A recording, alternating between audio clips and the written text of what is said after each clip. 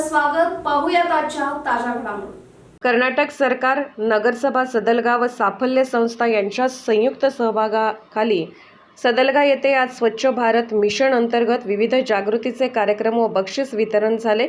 प्रामुख्याने जागृती रॅली काढण्यात आली. प्रारंभी येथील सरकारी प्रथम दर्जा पदवी महाविद्यालयाच्या सभागृहात स्वच्छ भारत मिशन अंतर्गत घेण्यात आलेल्या निबंध लेखन, भाषण, चित्रकला, प्रश्नमंजुषा या विविध स्पर्धेतील विजेत्यांना बक्षीस वितरण करण्यात आले. प्राचार्य डॉक्टर सुजाता मगदुम यांच्या अध्यक्षतेखाली हा कार्यक्रम झाला.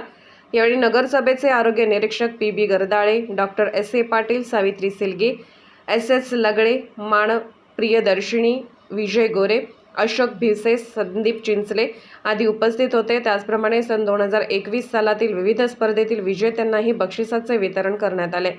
नंतर शहरातील हॉटेल मालक व वसतिगृह पर्यवेक्षकांना कचरा संग्रह, विघटन करणे व खत निर्मिती करणे याबाबत भरत कलाचंद्र व सुजाता मगदुम यांनी मार्गदर्शन केले.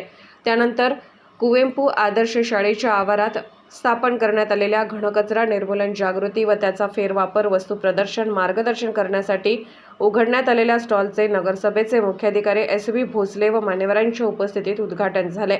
विविध शाळा महाविद्यालयातील विद्यार्थ्यांना या स्टॉलमध्ये कचरा विल्हेवाट व स्वच्छतेबाबत माहिती देण्यात आली.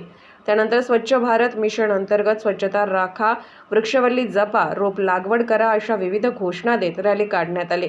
यावेळी या नगरसभेचे मुख्याधिकारी एस.बी. भोसले, आरोग्य निरीक्षक पी.बी. गरदाळे, भरत कलाचंद्र, सुजाता मगदुम, गुरु कलाचंद्र, साफल्य संस्थेचे अध्यक्ष राजेंद्र कोळी यांच्यासह नगरसभेचे कर्मचारी, अंगणवाडी कार्यकर्त्या, विविध शाळा महाविद्यालयाचे प्राचार्य, मुख्याध्यापक, प्राध्यापक, शिक्षक उपस्थित होते.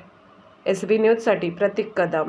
राजकीय, सामाजिक, आर्थिक असा सर्व घडामोडींचा आढावा पाहायला विसरू नका एसबी न्यूज चॅनल आणि नक्कीच सबस्क्राईब करा.